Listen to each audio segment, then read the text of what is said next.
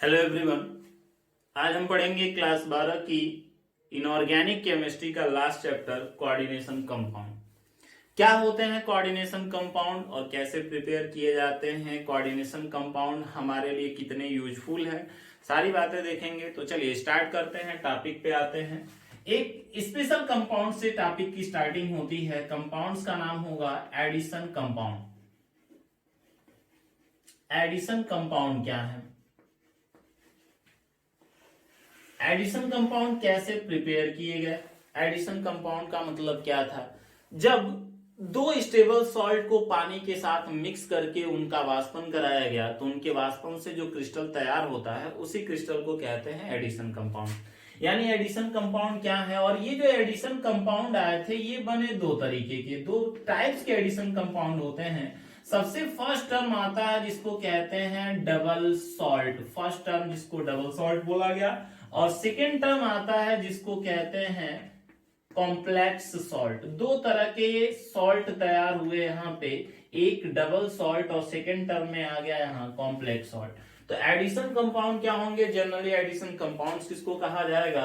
तो अगर addition compounds की बात करें तो एडिशन कंपाउंड्स का मतलब आपको क्या करना है, दो स्टेबल सॉल्ट लीजिए, दो स्टेबल सॉल्ट और इनको मिक्स कर देना है पानी के साथ। पानी के साथ मिक्स कर दीजिए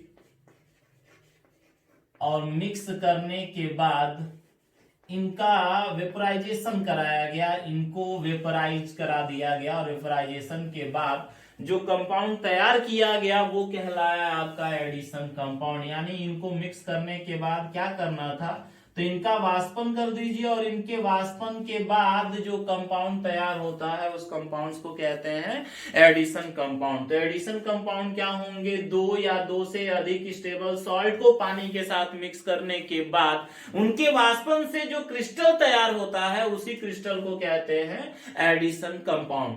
एडिशन कंपाउंड्स होते हैं दो तरीके के, फर्स्ट जिसको बोला जाता है डबल सॉल्ट और सेकेंड होता है जिसको कहते हैं कॉम्प्लेक्स सॉल्ट। डबल सॉल्ट क्या है और कॉम्प्लेक्स सॉल्ट क्या है? चलिए तो पहले आते हैं डबल सॉल्ट।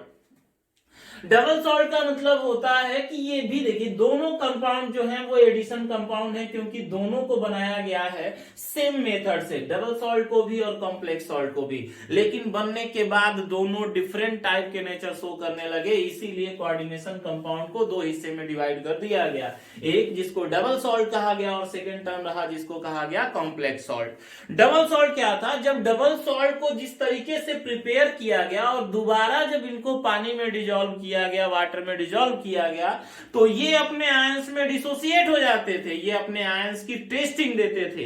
लेकिन सबसे आश्चर्य की बात थी कि जब कॉम्प्लेक्स कंपाउंड को वाटर के अंदर डिजोल्व किया गया, दोबारा पानी में घोला गया, तो ये सभी आयंस के नेचर को शो नहीं करते थे, सभी आयंस की इनकी टेस्टिंग नहीं हो पाती थी। और इसी बदलाव की वजह से आपको ये पूरे टॉपिक्स आपको आगे स्टडी के लिए पढ़ने हैं। तो डबल सॉल्ट क्या है? तो डबल सॉल्ट का मतलब होगा कि जब दो या दो से अधिक, देखिए हमने वर्ड में लिखा है टू स्टेबल सॉल्ट या मोर देन टू, दो से अधिक भी हो सकते हैं, दो या दो से अधिक सामान्य लवण को जब आपस में मिक्स किया गया और मिक्स करने के बाद जब उनका क्रिस्टलाइजेशन किया गया तो उनके क्रिस्टलाइजेशन से जो कंपाउंड तैयार हुआ, दोबारा वाटर में डिजोल्व करने के बाद वो आयंस में डिसोसिएट हो जाता था और ऐसे कंपाउंड्स को बोला गया डबल सॉल्ट।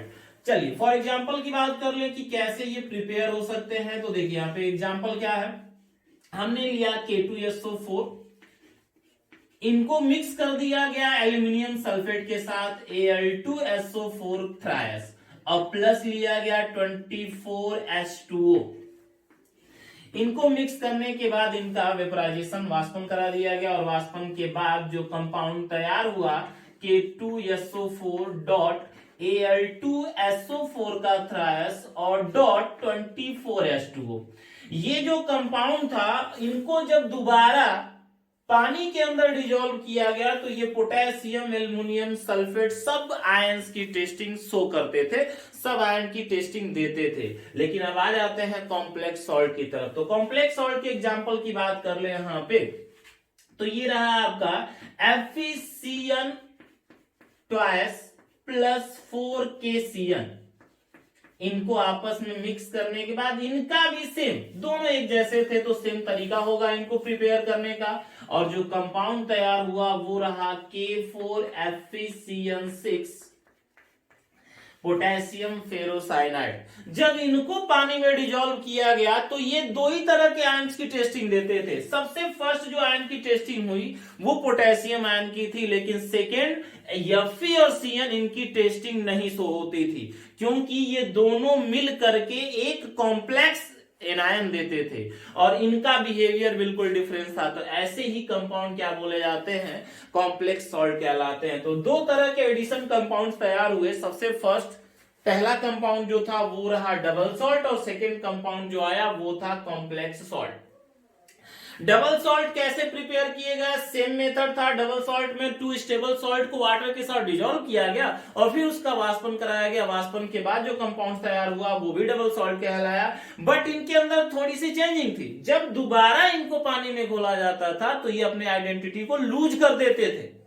इनके अंदर जो आयंस मौजूद थे उनकी टेस्टिंग आसानी से की जा सकती थी, इसलिए ये कंपाउंड डबल सॉल्ट के नाम से जाने गए। और सेकेंड टर्म की तरफ आइए तो बनाया तो इनको सेम मेथड से गया था, लेकिन जब दोबारा इनको पानी में डिजोल्व किया गया तो ये अपने आयनों की टेस्टिंग नहीं देते थे, क्योंकि ये अपने आयंस को इजिली लूज नहीं करते थे, ये अपने आयंस में नहीं टूटते थे। और क्यों नहीं टूटे, इनका रीजन क्या था, तो रीजन इनका ये था कि ये जो हिस्सा दिखाई दे रहा है आपको, इसके अंदर ये जो Fe है वो Cn के साथ कोऑर्डिनेशन बॉन्ड बना लेता है। और अगर ये Fe Cn के साथ कोऑर्डिनेशन बॉन्ड बना लिया और कोऑर्डिनेशन बॉन्ड बना करके केवल एक कॉम्प्लेक्स आयन जनरेट कर लेता है, इसीलिए इस कंपाउंड को कॉम्प्लेक्स सॉल्ट भी कहते हैं, कॉम्प्लेक्स सॉल्ट बोला जाता है।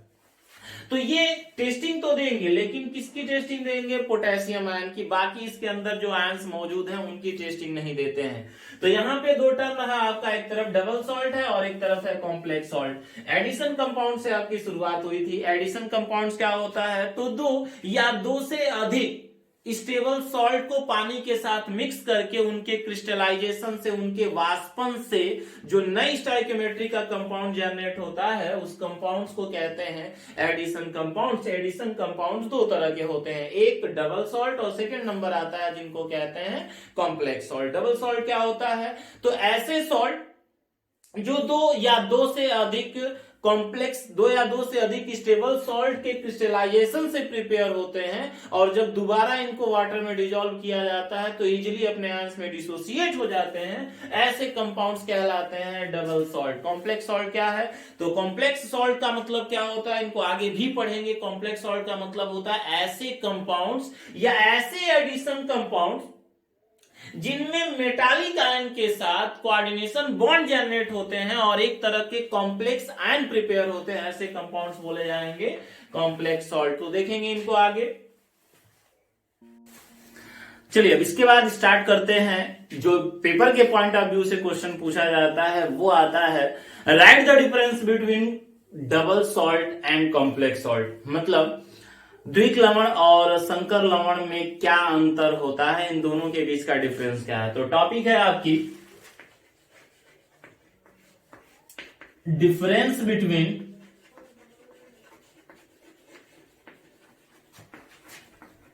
Double salt and complex salt.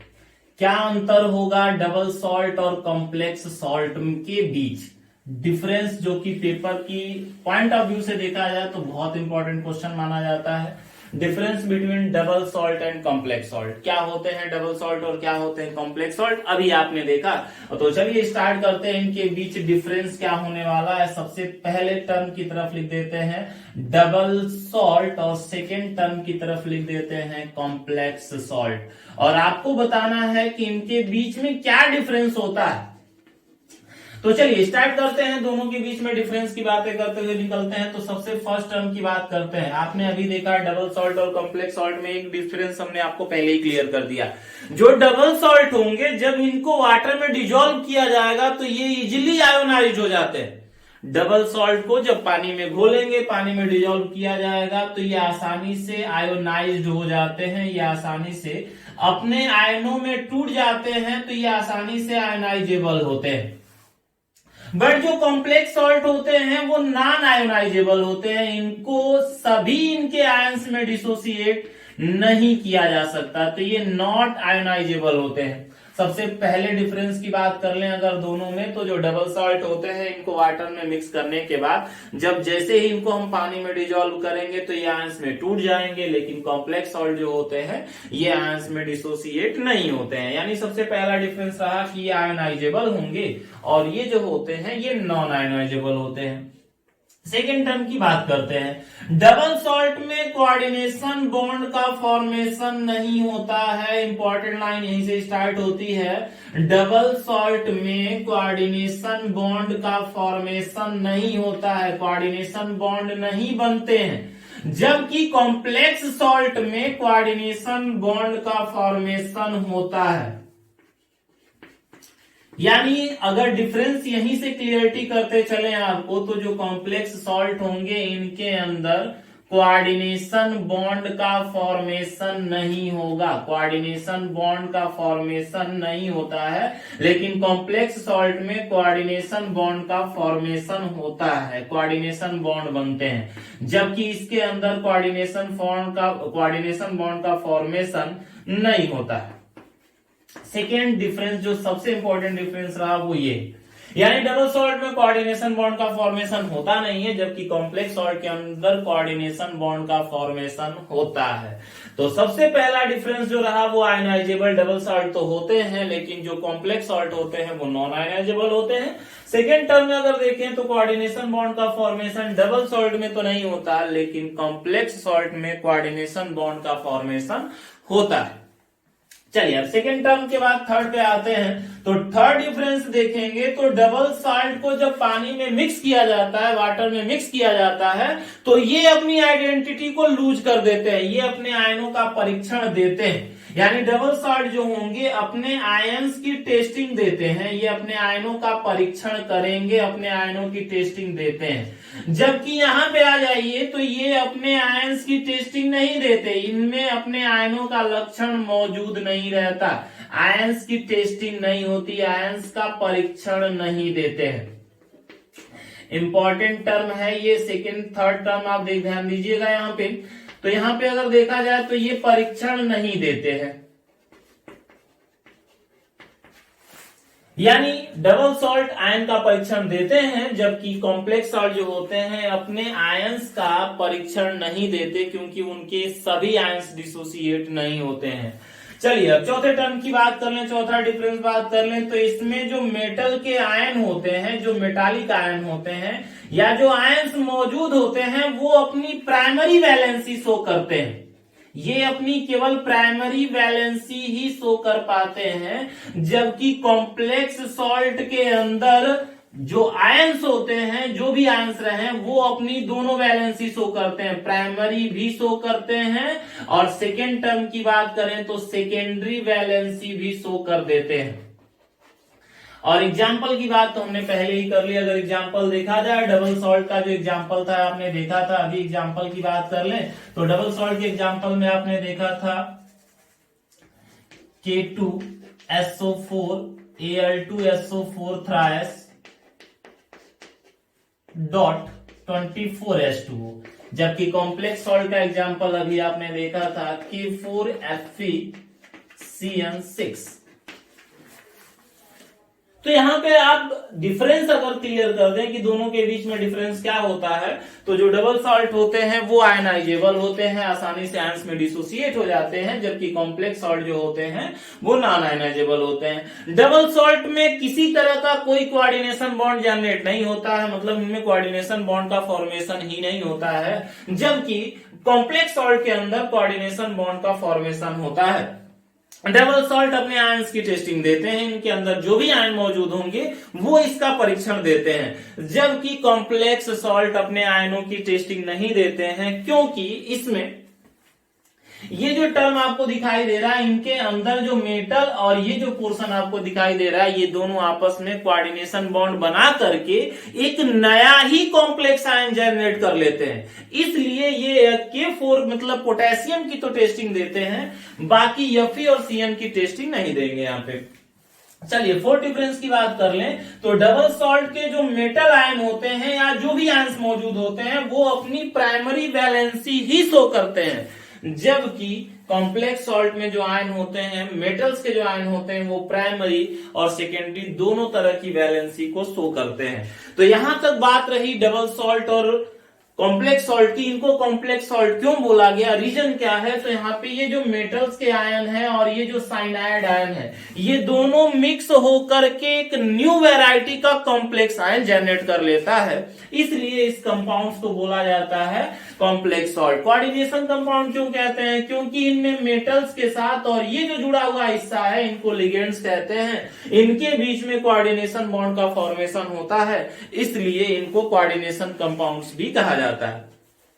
तो यहां तक बात रही डबल सॉल्ट और कॉम्प्लेक्स सॉल्ट की। आपको लेके चलते हैं अगले टॉपिक की तरफ, और वो टॉपिक है आपकी कॉम्प्लेक्स सॉल्ट क्या है और कितने वैरायटी के हो सकते हैं। चलिए तो देखते हैं अगले टॉपिक की तरफ। टॉपिक है आपका कोऑर्डिनेशन कंपाउंड या कॉम्प्लेक्स सॉल्ट। अब ये कॉम्प्लेक्स सॉल्ट कैसे प्रिपेयर हुए थे, तो हमने एग्जांपल लिया था K4FeCN6 का। जनरल नेमिंग में कहें तो इनको कहते हैं पोटेशियम फेरोसाइनाइड। अगर हम इनको वाटर में डिजोल्व करें, अगर हम इनका एक्वस सोल्यूशन बनाएं, तो यहाँ पे इनका एक्वस सोल्यूशन जब जनरेट करेंगे तो ये 4K का प्लस और प्लस ये पूरा एक साथ जनरेट होते हैं FeCN6, और यहाँ पे आ जाएगा आपका 4-। ये जो कॉम्प्लेक्स सॉल्ट होते हैं ये ज्यादातर सॉलिड या फिर एक्वस फेज में पाए जाते हैं, जबकि जितने भी डबल सॉल्ट थे वो केवल सॉलिड फेज में ही पाए जाते हैं, ठोस अवस्था में ही पाए जाते हैं। तो देखिए जब हमने इनको एक्वस सॉल्यूशन में डिसॉल्व किया तो ये पोटेशियम का आयन और FeCN6 पे 4- आपको दिख रहा है। Fe और Cn मिलकर के एक नया ही आयन जनरेट कर लेते हैं, और इसी आयंस की वजह से, इन्हीं के जनरेशन की वजह से इनको कॉम्प्लेक्स सॉल्ट भी कहा जाता है। अब यहाँ पे आगे बढ़ते हैं, इनके स्ट्रक्चर की बात करें कि कैसे ये जनरेट होंगे, तो आप देख सकते हैं यहाँ पे ये पहले जो बड़ा ब्लॉक है, बड़े ब्लॉक को दिखाते हैं यहाँ पे इतने वाले हिस्से को। इसके अंदर सबसे पहला जो मेटल दिखाई दे रहा है वो है आपका Fe के साथ 6 Cn मौजूद है, 6 साइनाइड आयन मौजूद है, और इनको हम दिखाते हैं आपको 6 साइनाइड आयन जो कि कोऑर्डिनेशन बॉन्ड बना के पहले से ही प्रिपेयर है Cn के साथ। Cn के साथ ये कोऑर्डिनेशन बॉन्ड बना लेते हैं, और कोऑर्डिनेशन बॉन्ड बनाने के बाद एक नई वैरायटी का ही कंपाउंड जनरेट कर लेंगे। एक नई वैरायटी का आयंस बना हुआ है यहाँ पे ये Cn, और यहाँ पे भी आपको दिखा देते हैं Cn, और यहाँ पे जो चार्ज दिखाई देगा वो 4- का दिखाई देगा। यानी ये जो हिस्सा आपका दिखाई दे रहा है, ये जो मेटल है, इस मेटल के साथ ये जो 6 Cn आपको दिखाई दे रहा है, ये 6 के 6 Cn कोऑर्डिनेशन बॉन्ड बना लेते हैं, और कोऑर्डिनेशन बॉन्ड बनाने के बाद एक नई वैरायटी का आयन बनाते हैं जिनको कहते हैं कॉम्प्लेक्स आयन। तो ये पूरा हिस्सा आपका कॉम्प्लेक्स आयन कहलाएगा। अब इसमें कौन कौन से पॉइंट ऑफ व्यू आपको देखने हैं, कैसे ये बनेगा, तो ये स्ट्रक्चर रहा आपका एक कॉम्प्लेक्स आयन का। क्या क्या आपको इसमें जानने हैं, तो देखिए सबसे फर्स्ट टर्म जो आपको जानना है इसमें वो होगा आपका सबसे फर्स्ट टर्म जिनको बोला जाएगा कोऑर्डिनेशन स्फीयर। कोऑर्डिनेशन स्फीयर क्या होगा? सेकेंड टर्म जो सबसे इंपॉर्टेंट टर्म चलने वाला है वो होगा आपका सेंट्रल मेटल एटम, CMA कहते हैं। और थर्ड पोर्शन जो आने वाला है वो होगा आपका लिगेंड्स। थर्ड टर्म जो स्टार्टिंग होगा वो कहलाएगा आपका लिगेंड्स। तो यार ध्यान से देखिएगा, कोऑर्डिनेशन स्फीयर क्या है, सेंट्रल मेटल एटम किसको कहा जाएगा और लिगेंड्स किसको कहते हैं। सेंट्रल मेटल एटम को जनरली रिप्रेजेंट किया जाता है CMA से, central metal atom, coordination sphere और लिगेंड्स क्या है। तो ये जो हिस्सा आपको दिख रहा है, ये जो बड़ा ब्लॉक आपको दिखाई दे रहा है, इस बड़े ब्लॉक के अंदर कुछ बातें हुई हैं। इसमें मेटल के साथ ये जितने भी स्पीशीज जुड़ी हुई हैं, सब के सब कोऑर्डिनेशन बॉन्ड की वजह से जुड़ी हैं, और इस पूरे हिस्से को बोला जाता है कोऑर्डिनेशन स्फीयर। यानी जिस हिस्से में कोऑर्डिनेशन बॉन्ड जनरेट होते हैं मेटल के साथ। अब देखिए हम जब यूज करेंगे तो उस यूज में हम इन तीनों को एक साथ लेकर के हम इनका फार्मूला या फिर इनका हम नाम देंगे आपको। तो देखिए अगर कोऑर्डिनेशन स्फीयर पूछा जाए कि कोऑर्डिनेशन स्फीयर क्या है, तो कोऑर्डिनेशन स्फीयर को डिफाइन करने के लिए अगर हमको इसको डिफाइन करना है तो इसकी और इसकी जरूरत पड़ेगी। तो ध्यान देंगे आप, तो ये जो इससे आपको दिखाई दे रहे हैं, इसमें जो एफई बना हुआ है, ये जो पोर्शन है, इसको अगर हम बात कर लें तो इसी एफई को कहते हैं सेंट्रल मेटल एटम बोला जाता है। ये जो एफई है आपका वो सेंट्रल मेटल एटम कहलाएगा। बाकी ये जो कोऑर्डिनेशन बॉन्ड बना रहे हैं, ये जो ग्रुप मौजूद है, ये जो इससे कोऑर्डिनेशन बॉन्ड बना रहे हैं, इनको बोला जाता है लिगेंड्स। और इतनी बातें जिस एरिया में होती हैं उस पूरे एरिया को बोला जाता है कोऑर्डिनेशन स्फीयर। तो कोऑर्डिनेशन स्फीयर क्या है? तो कोऑर्डिनेशन स्फीयर का मतलब इस कंपाउंड्स का वो एरिया जिसमें सेंट्रल मेटल एटम्स के साथ ये लिगेंड्स कोऑर्डिनेशन बॉन्ड बनाते हैं, उस पूरे हिस्से को कहते हैं कोऑर्डिनेशन स्फीयर। चलिए अब अगले नंबर की तरफ आते हैं। अगला जो नंबर लिखा गया है, सेंट्रल मेटल एटम क्या होता है? तो सेंट्रल मेटल एटम किसको कहेंगे? तो देखिए इस पूरे ब्रांच में ये जो पूरा हिस्सा आपको दिखा, जिसको क्या बोला जाता है? तो इस पूरे हिस्से को कहते हैं कोऑर्डिनेशन स्फीयर। इस कोऑर्डिनेशन स्फीयर में लिगेंड्स के साथ जो मेटल्स कोऑर्डिनेशन बॉन्ड जनरेट करता है, उस मेटल्स को बोला जाता है सेंट्रल मेटल एटम कहते हैं। अब थर्ड टर्म पे आ जाते हैं, लिगेंड्स क्या होंगे? तो लिगेंड्स किसको बोला जाएगा? तो ऐसे एटम्स या एटम्स के ग्रुप या वो स्पीसीज जो कोऑर्डिनेशन स्फीयर में सेंट्रल मेटल एटम के साथ कोऑर्डिनेशन बॉन्ड जनरेट करती है, उस स्पीसीज को बोला जाता है लिगेंड। यानी ऐसी स्पीसीज जो सेंट्रल मेटल एटम के साथ कोऑर्डिनेशन बॉन्ड बनाती है, ऐसी स्पीसीज कहलाती है यहाँ पे लिगेंड्स कहलाएगी। यानी अगर किसी कॉम्प्लेक्स सॉल्ट के बारे में पूरी स्टडी करनी है, पूरे नॉलेज जानना है आपको, तो इसमें कुछ इंपॉर्टेंट टर्म की बात आएगी। सबसे पहला टर्म जो है दिख रहा है आपको, जिसको बोला जाएगा कोऑर्डिनेशन स्फीयर। कोऑर्डिनेशन स्फीयर क्या है? इसको एक बड़े ब्रैकेट से दिखाया जाता है। ये बड़ा ब्रैकेट शो करता है कि जितने भी कोऑर्डिनेशन बॉन्ड बनने वाले हैं वो इसी के अंदर बनेंगे। इसमें सबसे फर्स्ट जो मेटल तैयार होता है, जो मेटल रहता है, उस मेटल को सेंट्रल मेटल एटम कहते हैं, क्योंकि उसी के साथ कोऑर्डिनेशन बॉन्ड बनता है। और थर्ड टर्म में आता है लिगेंड्स, यानी ऐसी स्पीसीज जो कोऑर्डिनेशन बॉन्ड मेटल के साथ जनरेट करती है, उस स्पीसीज को बोला जाता है लिगेंड्स, उसको लिगेंड्स कहते हैं। अब आगे आप देखेंगे इसमें, तो टॉपिक में थोड़ा ध्यान दीजिएगा। यहाँ जो इससे आपको जो बॉन्ड जनरेट होते हुए दिख रहे हैं, इस बॉन्ड को कहा गया कोऑर्डिनेशन बॉन्ड। और कोऑर्डिनेशन बॉन्ड क्या होते हैं, उनके बिहेवियर के बाद बनते क्या है? तो कोऑर्डिनेशन बॉन्ड का मतलब होगा कि जिसमें शेयरिंग तो होती है, बट शेयरिंग के दोनों इलेक्ट्रॉन्स किसी एक ही एटम द्वारा दिए जाते हैं। और अगर शेयरिंग का कोई इलेक्ट्रॉन पेयर कोई एक ही एटम डोनेट करता है और इलेक्ट्रॉन पेयर की शेयरिंग हो रही हो, तो ऐसे कंपाउंड्स अपना बिहेवियर भी चेंज करते हैं। जो स्पीसीज इलेक्ट्रॉन पेयर डोनेट कर दे, उस स्पीसीज को लुईस बेस या लेविस बेस भी कहते हैं। ऐसी स्पीसीज जो इलेक्ट्रॉन पेयर डोनेट करती है, ऐसी स्पीसीज लेविस बेस कहलाती है। और जो इलेक्ट्रॉन पेयर एक्सेप्ट कर ले, इसमें जो इलेक्ट्रॉन पेयर एक्सेप्ट कर रहे हैं, उनको बोला जाता है लेविस एसिड। तो यहाँ पे अंदर जो आप देखेंगे, ये जो बड़ा हिस्सा आपको दिखाई दे रहा है, बहुत इंपॉर्टेंट टर्म आ गया यहाँ पे। ये जो बड़ा पोर्शन आपको दिखाई दे रहा है, इस बड़े पोर्शन के अंदर मेटल के आयन है और साइनाइड आयन है। इन दोनों ने आपस में मिक्स करके एक नया आयन जनरेट कर लिया है, और इस आयन को बोला जाएगा कॉम्प्लेक्स आयन।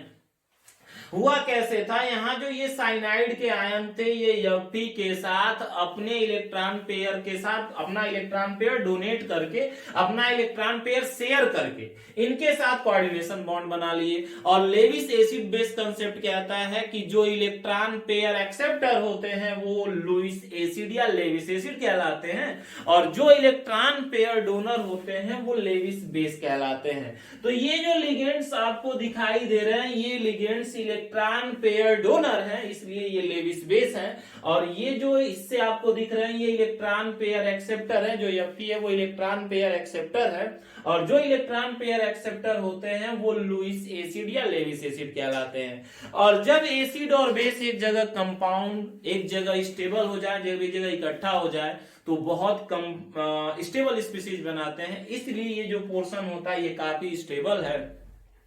और ये अपने आयंस में डिसोसिएट नहीं होते हैं। यानी इनके आयन में न टूटने का रीजन क्या था कि इनके पास जो मेटल थे ये दूसरी स्पीसीज मतलब लिगेंड्स के साथ ये कोऑर्डिनेशन बॉन्ड बना लेते हैं, और जब कोऑर्डिनेशन बॉन्ड बना लेंगे तो इनका बिहेवियर ही चेंज हो जाता है। दिखने में तो ये एफ है, लेकिन एफ जैसा बिहेव नहीं है इनका, क्योंकि इन्होंने इलेक्ट्रॉन पेयर एक्सेप्ट किया हुआ है, और अगर कोई स्पीसीज इलेक्ट्रॉन पेयर एक्सेप्ट कर ले तो वो as a Lewis acid behave दिखाने लगती है। तो ये एफ तो है, लेकिन एफी के फॉर्म में नहीं है, तो फिर ये एफी की टेस्टिंग क्यों देंगे? ये एफी की टेस्टिंग नहीं दे सकते। जबकि यहाँ पे आप देखेंगे तो ये जो साइनाइड आपको दिख रहे हैं ये इलेक्ट्रॉन पेयर डोनेट करते हैं, और इलेक्ट्रॉन पेयर अगर डोनेट कर दिए तो ये भी अपने ओरिजिनल कैरेक्टर में नहीं है, ये एज ए लेविस बेस की तरह बिहेव दिखाएंगे, ये लुईस बेस हो जाते हैं। और लुईस एसिड और लुईस बेस जब एक जगह इकट्ठा हो तो बहुत ही स्टेबल स्पीसीज तैयार होती है, बहुत ही स्टेबल आयन जनरेट हो रहा है यहाँ पे, इसलिए ये आयंस पानी में घुलने के बाद डिसोसिएट नहीं होते हैं। तो ये जो एफ आपको दिखा ये लुईस एसिड का बिहेव दिखा रहा है, और ये जो साइनाइड आपको दिखाई दे रहा है ये लुईस बेस का बिहेव दिखा रहा है, क्योंकि जो इलेक्ट्रॉन पेयर एक्सेप्टर है वो लुईस एसिड है, जो इलेक्ट्रॉन पेयर डोनर है वो लुईस बेस कहलाएंगे। और यहाँ पे देख सकते हैं आप इस एफ के साथ काउंटिंग अगर करें तो 6 कोऑर्डिनेशन बॉन्ड जनरेट हुए हैं, 6 के 6 कोऑर्डिनेशन बॉन्ड इनके साथ बने हुए हैं। और किसी भी कोऑर्डिनेशन कंपाउंड में सेंट्रल मेटल एटम के साथ जितने कोऑर्डिनेशन बॉन्ड बनते हैं उसी संख्या को, उनके नंबरिंग को कहते हैं कोऑर्डिनेशन नंबर। ये जो कोऑर्डिनेशन नंबर वर्ड है ये आपने पहले लेसन में भी पढ़ा होगा सॉलिड स्टेट में, वहां अलग सेंस था, यहां कोऑर्डिनेशन नंबर का बिल्कुल अलग सेंस है। वहां जो कोऑर्डिनेशन नंबर का सेंस था वो अलग वैरायटी की बात होगी, यहां जो कोऑर्डिनेशन नंबर का सेंस है कि कोऑर्डिनेशन नंबर क्या है, यानी एक अलग टॉपिक और लिख दें यहां पे कि कोऑर्डिनेशन नंबर क्या है, तो यहां पे देखिए कोऑर्डिनेशन नंबर का सेंस अलग है। कोऑर्डिनेशन नंबर का मतलब यहाँ पे है सेंट्रल मेटल एटम के साथ ये जो लिगेंड्स हैं ये कितनी संख्या में कोऑर्डिनेशन बॉन्ड जनरेट कर रहे हैं। जैसे यहाँ पे देखेंगे आप तो ये एफ के साथ 6 कोऑर्डिनेशन बॉन्ड बना रहे हैं, इसलिए यहाँ पे अगर देखा जाए तो कोऑर्डिनेशन नंबर जो एफ का होगा, यानी कोऑर्डिनेशन नंबर ऑफ एफ अगर बात कर ले यहाँ पे तो 6 हो जाएगा। और अगर इनमें और भी स्पेशल केस आपको दिखाएं तो देखिए यहाँ जो एफ मौजूद है ये अपनी दोनों वैलेंसी यहाँ पे शो करता है, प्राइमरी भी और सेकेंडरी भी। तो पूरी चर्चा आपकी पूरी टॉपिक इसी आयंस के ऊपर मौजूद रहने वाली है। तो यहाँ पे जो वर्ड आपको लिखा दिखे थोड़ा ध्यान से समझिएगा, यहाँ पे कोऑर्डिनेशन स्फीयर। कोऑर्डिनेशन स्फीयर का मतलब ये जो बड़ा ब्लॉक आपको दिखाई दे रहा है ये कोऑर्डिनेशन स्फीयर है। अब ऐसे तो डिफाइन इनको करेंगे नहीं, इनको रिप्रेजेंट एक बड़े बॉक्स से ही करते हैं, यानी जिस एरिया